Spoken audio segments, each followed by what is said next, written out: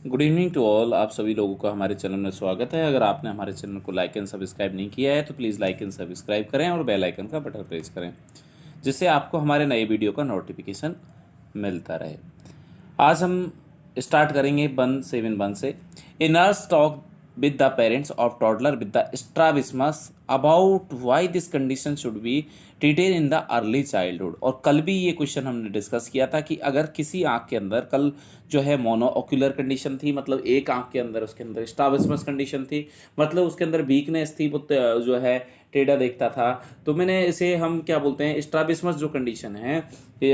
तो इसके अंदर हमें क्या करना है, मैंने कल भी बताया था कि जिस आँख के अंदर कमजोरी है, वीकनेस है, अगर उसका आँख को अगर आपने ट्रीट नहीं किया तो क्या होता है एक्चुअल में वो कंडीशन और बढ़ती जाती है और बढ़ती जाती है, और वो कंडीशन जो है उसकी विजुअल एक्यूटी जो है, उसकी जो विजुअल एक्यूटी है, उस विजुअल एक्यूटी को क्या करती है, प्रभावित करती है और रिड्यूस कर देती है, जिसकी वजह से उस आँख के अंदर विजन लॉस होने के चांसेस रहते हैं। तो ये कंडीशन हम कल डिस्कस किए थे, आपको याद हो। तो क्या ये कैटरेक्ट कंडीशन को डिनोट करेगी? नहीं भाई, ये कैटरेक्ट नहीं करेगी। कैटरेक्ट जो है, कैटरेक्ट अलग कंडीशन है और उसके अंदर ऑपेसिटी ऑफ लेंस होती है। जो हमारा लेंस होता है वो धुंधला हो जाता है, उसे हम क्या बोलते हैं, कैटरेक्ट बोलते हैं। नहीं कि इसके अंदर strabismus is not a cause for the cataract condition. Glaucoma जो कारण होता है उसके अंदर क्या होता है, हमारा जो आईओपी होता है वो बढ़ जाता है। आईओपी के बढ़ने को हम क्या बोलते हैं, जो है ग्लूकोमा बोलते हैं। अच्छा, रिफ्रैक्टिव ईयर भी यहाँ पर नहीं देखने को मिलती है। रिफ्रैक्टिव ईयर जो नंबरिंग वाली जो समस्या है ना, वो उसको हम रिफ्रैक्टिव ईयर बोल सकते हैं। और पार्शियल लॉस ऑफ साइट, तो यहाँ पर धीरे धीरे जो है लॉस ऑफ विजन होने लगेगा। ये कंडीशन हमें देखने को मिल सकती है। ठीक है, तो अगर मैं बात करें तो बढ़िया आंसर आपका जो हो सकता है, answer number 4 is a better answer यहाँ पर हो सकता है। बट मैं इसको समझाने से, ये तो हो ही गया हमारा, बट उसके साथ में हम एक चीज़ और समझेंगे, जिसे हम देखो 3-4 चीज़ें हैं जो बार बार मैं आपसे क्वेश्चन में पूछी जा रही हैं। मैं वैसे क्लास में आपको बता चुका हूँ, फिर भी एक बार देख लो भाई कि एक होता है आईओपी, एक होता है हमारा आईसीपी। बच्चे इसमें कन्फ्यूज़ रहते हैं, बार बार हम भूल जाते हैं आईओपी कैसे याद रखें, आईसीपी कैसे याद रखें। मैं कहूँगा बहुत इजी है याद रखना। देखो यहाँ पर जीरो जीरो, ये 10 नहीं लग रहा तुम्हें, 10 लग रहा है ना भाई। तो देखो 10 से लेके 20 इसकी वैल्यू होती है। इसकी वैल्यू कैसे याद रखें सर? एक में 10 से 20 लिखी जाती है, एक में 5 से 15 लिखी जाती है। कैसे याद रखें किस में 5 से 15 पड़ी थी और किस में 10 से 20 पड़ी थी? ये सबसे बड़ा जो है बच्चों का टेंशन होता है। इस टेंशन को हम सॉल्व करेंगे बहुत इजी टर्म में, और इसको देख के ही हम पता कर लेंगे कि किस में जो है 10 से 20 होगी और किस में जो है 5 से 15 होगी। देखो इतना तो याद रहता है बच्चों को कि एक में 5 से 15 होती है, दूसरे में 10 से 20 होती है, बट भूल जाते हैं किस में होती है। तो मैं दोबारा से लिख देता हूँ, एक है आईसीपी और दूसरा है आईओपी। अब यहाँ आपको 10 दिख रहा होगा, अगर 10 दिख रहा है तो 10 का डबल 20 हो गया है, तो ये तो 10 से 20 वाली वैल्यू है, जबकि ये वाली बची वो 5 से 15 वाली वैल्यू है। तो इस तरीके से हम याद रख के आईसीपी और आईओपी को दोनों को क्लियर कर सकते हैं। ये क्वेश्चन कंप्लीट हो गया। अगले क्वेश्चन की तरफ बढ़ते हैं और आपका नेक्स्ट क्वेश्चन आता है क्वेश्चन नंबर 172। क्या कहता है 172? The nurse observe that a 6 month old infant is जो है startled by a loud noise but does not turn in the direction of the sound. मतलब एक बंदा है जो कि मतलब छोटा बच्चा है, कितने महीने का बच्चा है, 6 महीने का बच्चा है, और जो है जो साउंड है उसके तरफ अपना जो है मुंह को जो है टर्न नहीं कर रहा है। अगर टर्न नहीं कर रहा है तो क्या इंडिकेट कर रहा है? हियरिंग लॉस को इंडिकेट कर रहा है। ठीक है ना, सीधी सी बात है। तो इसमें विजन डेफिसिट थोड़ी ना है, विजन डेफिसिट को इंडिकेट थोड़ी कर रहा है, ये विजन की प्रॉब्लम थोड़ी है, ये तो उसकी हियरिंग की प्रॉब्लम है। सीधा सा क्वेश्चन है इसके अंदर। लो नॉर्मल हियरिंग, नॉन नॉर्मल नहीं, उसे सुनाई नहीं दे रहा है। और डेवलपमेंटली अप्रोप्रिएट नहीं है, क्योंकि 3 से 4 महीने का जो बच्चा होता है वो अपने साउंड, जिधर से साउंड आती है उधर अपना जो है जो सिर है उसको टर्न करना सीख जाता है, कर लेता है उसका टर्न। अगर नहीं कर रहा है इसका मतलब है कि वो हियरिंग लॉस उस बंदे के अंदर देखने को हमें मिल सकती है। नेक्स्ट क्वेश्चन की तरफ बढ़ते हैं और आपका नेक्स्ट क्वेश्चन आता है 173। After many episode of otitis media, मतलब कि कई बार ओटाइटिस मीडिया हो चुका है, और ओटाइटिस मीडिया का मतलब होता है मिडिल ईयर का इन्फेक्शन। देखो भाई, अलग अलग है। ओटाइटिस मीडिया मतलब मिडिल ईयर का है, ठीक है। A 3-year-old child is to have a myringotomy. Myringotomy का मतलब है अब यहाँ पर मिडिल ईयर के अंदर जब इन्फेक्शन होगा तो एक्चुअली क्या होगा, वहाँ पर पस का कलेक्शन हो जाएगा, और उस पस को निकालने के लिए तुम्हें क्या करना पड़ेगा, जो हमारी मेम्ब्रेन है, टिम्पेनिक मेम्ब्रेन है, उसके अंदर ओपनिंग बना दिया आपने, उस पस को निकालने के लिए उसे हम क्या बोलेंगे, मायरिंगोटोमी बोलेंगे। और उसकी रिपेयरिंग करना, जब हमारी टिम्पेनिक मेम्ब्रेन रफ्चर हो जाती है तो उसे रिपेयर करना मायरिंगोप्लास्टी कहलाता है। With the tube implanted surgically, तो यहाँ पर हमने ट्यूब भी लगा रखी है। ट्यूब क्यों लगा रखी है, जिससे कि वो जो ड्रेनेज है वो बाहर निकल पाए, ठीक है। What should the nurse include in the discharge preparation for this family. अगर इस पेशेंट को हम जब डिस्चार्ज करेंगे तो इसे क्या हम एजुकेशन या क्या हम उसे टीच करेंगे। क्वेश्चन नहीं समझे हो तो दोबारा समझ लो कि एक बच्चा है, 3 साल का बच्चा है, जिसके अंदर क्या हो रखा है, ओटाइटिस मीडिया हो रखा है, और ओटाइटिस मीडिया में क्या होगा, पस का कलेक्शन होगा, इसलिए उसे निकालने के लिए हमने जो आपकी टिम्पेनिक मेम्ब्रेन थी उसके अंदर कट लगा दिया है, होल बना दिया और उसके अंदर ट्यूब लगा दी है। अब हम क्या समझा के भेजें उसे घर, keep the child at the home for 1 week, कि उसे जो है हमेशा घर पे रखना है बच्चे को। तो ऐसा कुछ भी नहीं है कि उसे घर रखना है, अदर बच्चों के साथ में भी हो सकता है। दूसरा, insert ear plug during the child bath. बिल्कुल जब बच्चे को नहलाएंगे आप तो ईयर प्लग जरूर लगाएंगे। अगर आपने ईयर प्लग नहीं लगाया क्योंकि आपने मायरिंगोटोमी कर रखी है, आपने ओपनिंग बना रखी है, तो जो पानी है, अगर पानी जो है सीधा आपके मिडिल ईयर में जा सकता है, और अगर मिडिल ईयर के अंदर पानी इंटर कर गया तो ये क्या कर सकता है, सोर्स ऑफ इन्फेक्शन हो सकता है, वहाँ पर इन्फेक्शन को जो है जन्म दे सकता है। तो ये बात आपको ध्यान रखनी चाहिए। Apply ointment to the ear canal daily, कि ईयर कैनाल जो है उसके अंदर आपको जो है ऑइंटमेंट लगानी चाहिए। देखो ऑइंटमेंट वगैरह इतना नहीं लगानी है, जब ज़रूरत है तो ही लगानी, नहीं तो नहीं लगानी इतना, क्योंकि वो जाके दिक्कत कर सकता है। Use cotton swab to clean the inner ear. भाई इनर ईयर की बात कर रहा है, समझो मेरी बात को। बच्चे करते हैं कि सर कॉटन भी तो यूज़ कर सकते हैं, बेटा कॉटन तो कर लेते हैं, बट कॉटन लगाते हैं आप बाहर वाले ईयर में। ईयर के 3 पार्ट होते हैं।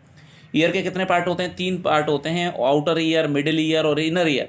और ये कह रहा है कि कॉटन लगा दो आप इनर ईयर में, तो इनर ईयर में कॉटन नहीं लगाएंगे। आउटर ईयर की बात करता तो बात अलग थी, पर यहाँ कह रहा है कि इनर, यही तो चीज़ हमें दिखती नहीं है, और जब ये हमें चीज़ नहीं दिखती है तो हमारे गलत होने के चांसेस ज़्यादा हो जाते हैं। यही ऑप्शन अगर ऊपर लगा होता तो ऐसा लगता हमें कि कॉटन स्वैब जो है हम लगा सकते हैं इनर ईयर के अंदर, जबकि हमें कॉटन स्वैब जो है इनर ईयर के अंदर नहीं लगाते हैं, आउटर ईयर के अंदर लगाते हैं। तो यहाँ पर बढ़िया आंसर आपका ये हो सकता है कि उसे नहाते वक्त जो है आपको ईयर प्लग अप्लाई कर देना चाहिए, जिसकी वजह से जो पानी है वो मिडिल ईयर के अंदर जो है इंटर ना करे। अगर इंटर करेगा तो वो इन्फेक्शन का कारण बन सकता है। इसलिए नेक्स्ट क्वेश्चन की तरफ बढ़ते हैं, और आपका नेक्स्ट क्वेश्चन आ जाता है 174।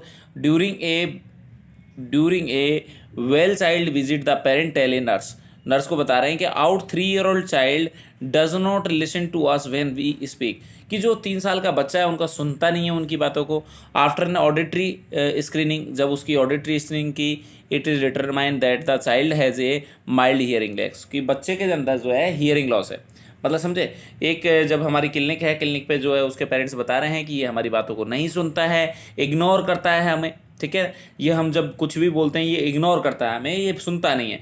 तो हमने ऑडिटरी स्क्रीनिंग की, हो सकता है ऐसा हो कि वो सुन ही नहीं रहा हो, तो इसके लिए हमने जब उसकी क्या की, हियरिंग टेस्ट किया, ऑडिटरी स्क्रीनिंग की, तो हमें पता लगा कि उसके अंदर क्या है, हियरिंग लॉस है बट माइल्ड है। What should the nurse explain to the parent about a mild hearing loss? Mild hearing की लॉस के बारे में आप पेरेंट्स को क्या बताएंगे। ए सीवियर हियरिंग लॉस डेफिसिट में डेवलप, कि जो सीवियर हियरिंग लॉस है, हियरिंग डेफिसिट में डेवलप की वो हो सकती है, ठीक है। ऐसा आप कह नहीं सकते कि हियरिंग लॉस जो है बढ़ता चला जाएगा, ऐसा कुछ भी जरूरी नहीं है। जैसे आंखों में तो होता था ना, आंखों में अगर थोड़ा विजन लॉस होने लगता है तो वो धीरे धीरे प्रोग्रेसिव होता है, बट ऐसा यहाँ कहीं हियरिंग लॉस में ऐसा नहीं होता है कि आपको थोड़ा हुआ है फिर बढ़ता चला जाएगा, ऐसा प्रोग्रेसिव नहीं होता है, ठीक है ना। और it will not be effect with the progress in school, but तुम्हें अच्छा लगेगा कि सर ये हो सकता है। If will not interfere with program in the school, it will not, भाई प्रोग्राम जो होंगे स्कूल में उसको इंटरफेयर नहीं करेगा, बिल्कुल करेगा। ये तो गलत बोल रहा है कि नहीं करेगा, क्योंकि करेगा ही, उसको जब सुनाई नहीं देगा तो सारे प्रोग्राम जो है वो इंटरफेयर ही हैं, उनमें जो है दिक्कत होने वाली है उसको। And immediate follow up visit is not necessary, कि इमीडिएट फॉलो अप विजिट जो है वो नेसेसरी नहीं है। बेटा इमीडिएट आना चाहिए, आपको तुरंत से आने की ज़रूरत है। क्यों आने की ज़रूरत है, आप समझें बात को। क्योंकि अगर देखो भाई, अगर आप, एक सिंपल सा फॉर्मूला है जो मैं आपको तुम्हें पहले भी पढ़ाया है, कि एक बात समझें, सिंपल सा फॉर्मूला है कि देखो, अगर हम किसी एरिया के, जिस एरिया के अंदर पैदा हुए हैं, उस एरिया की हम लैंग्वेज को बहुत भली भांति प्रकार से समझते हैं।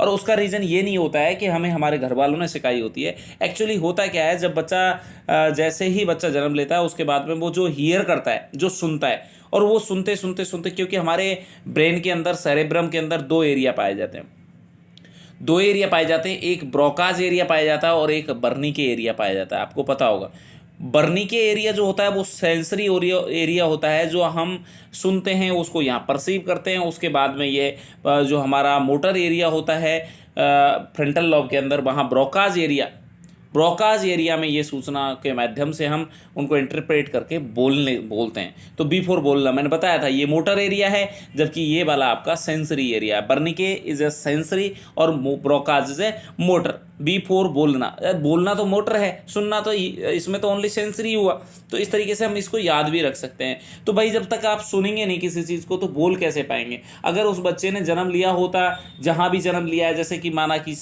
उस बच्चे ने जन्म लिया है यूपी के अंदर, तो बच्चा यूपी की लैंग्वेज सीखेगा। अगर उसने महाराष्ट्र के अंदर लिया है तो महाराष्ट्र की लैंग्वेज सीख जाएगा। MP में जन्म लिया है, MP की सीखेगा। राजस्थान में जन्म लिया है, राजस्थान की सीखेगा।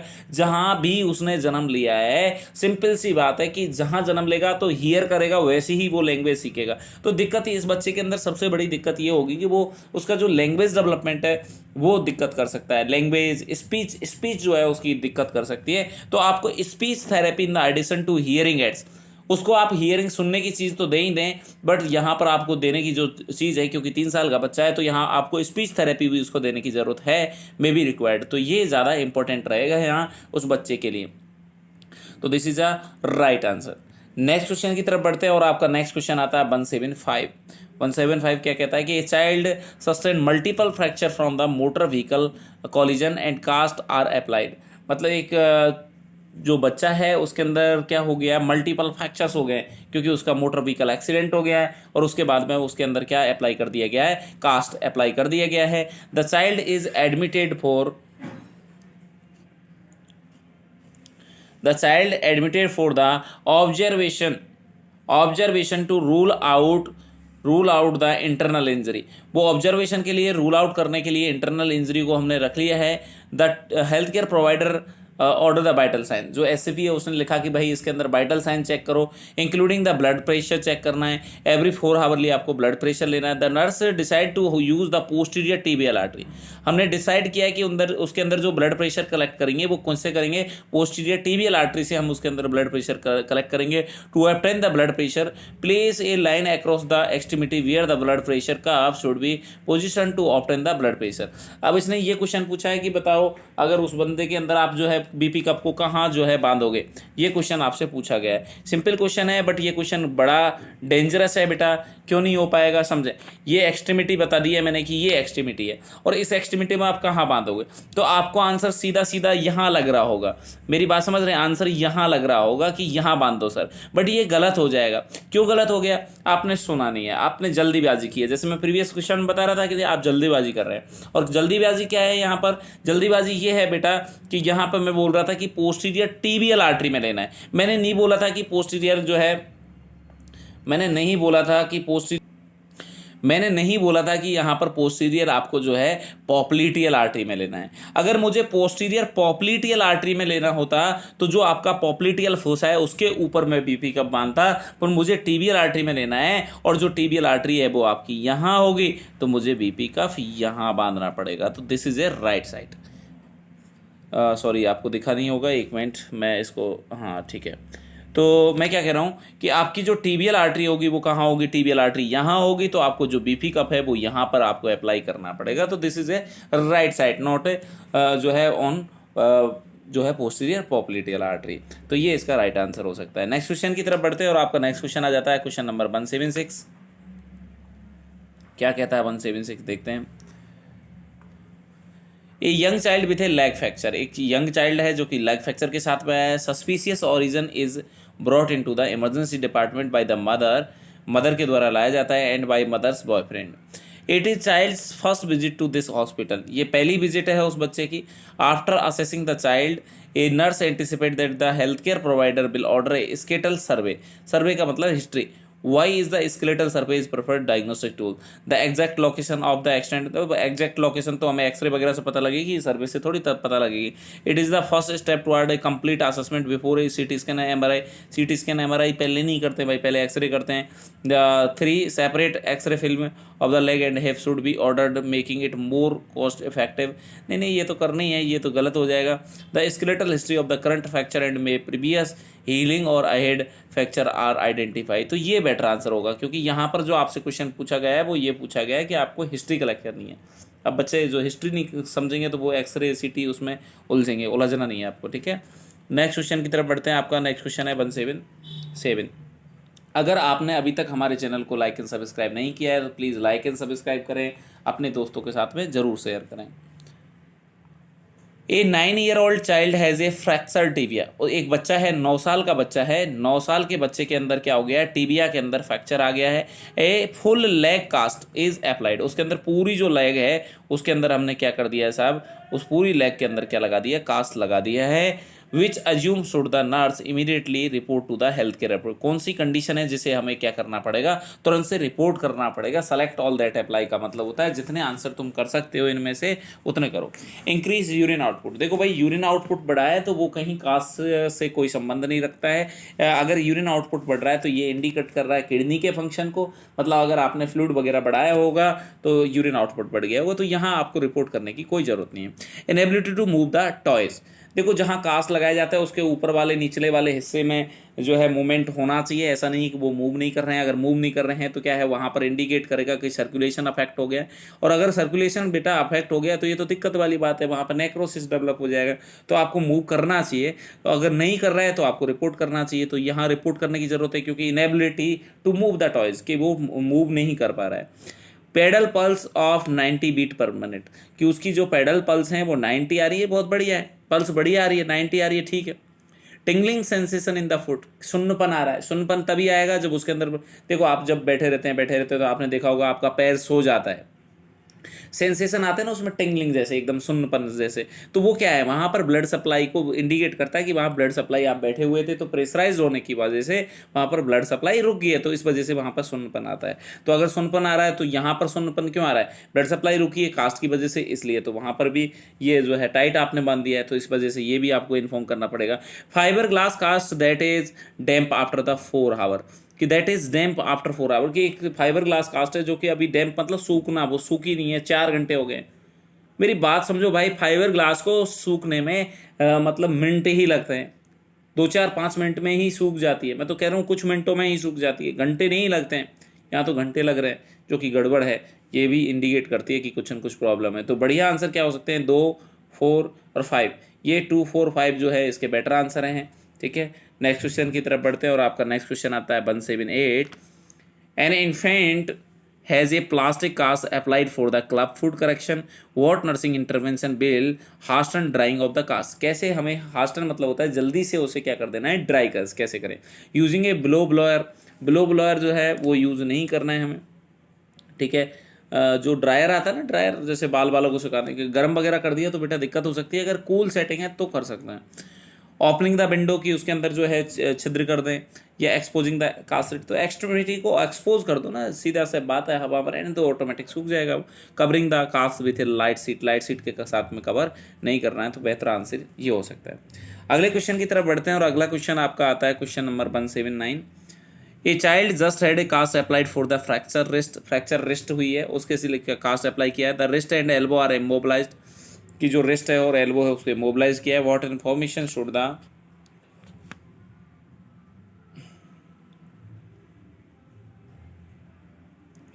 Nurse include in the home care restriction before discharge, तो हम क्या उसको बताएंगे वो बताना है।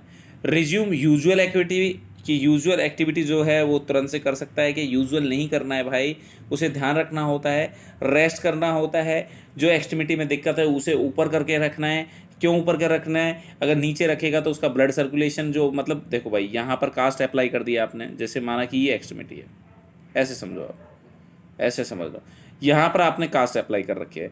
अगर इसको तुम नीचे कर दोगे तो यहाँ से प्रेशराइज वैसे ही हो रखा है, तो यहाँ का जो ब्लड है ना वापस ड्रेन नहीं होगा इधर वीनस ब्लड। तो हमें क्या करना है, इसको एलिवेटेड करके रखना है जिससे आराम से ये ब्लड आ सके। तो ये तो रिजुअल एक्टिविटी अभी नहीं करनी है। Report swelling of the finger, अगर यहाँ फिंगर की स्वेलिंग आ रही है इसका मतलब क्या होगा, यहाँ पर जो है ब्लड का ड्रेन नहीं हो पा रहा है, वीनस ब्लड नहीं आ पा रहा है वापस से, तो ये इंडिकेट करेगा कि उसमें दिक्कत है, तो रिपोर्ट करना चाहिए। Elevate the cast arm when standing, कि जब आप स्टैंडिंग कंडीशन में तो उसे एलिवेट करना चाहिए, बिल्कुल आप तो हर कंडीशन में एलिवेट करके रख रहे हैं। कीप अफेक्टेड शोल्डर इम्बोबलाइज शोल्डर को नहीं करना है भाई, ये तो गलत है, मूवमेंट वगैरह करवाने हैं। Lower the cast arm when lying down, तो अब मैंने बताया ना एलिवेटेड करके रखना है, नहीं कि उसे लोअर करके रखना है। तो बेटर आंसर आपके यहाँ पर 2 और 3 इज अ बेटर आंसर हो सकते हैं। और आज का लास्ट क्वेश्चन की तरफ बढ़ते हैं, और आपका लास्ट क्वेश्चन है 180। ए 3-year-old child is admitted with the partial and full thickness burn, उसके अंदर हो चुका है, ओवर 30% ऑफ बॉडी पर हो गया है। अब बर्न हुआ होगा तो क्या हुआ होगा, फ्लूइड लॉस, जम के फ्लूइड लॉस हुआ है।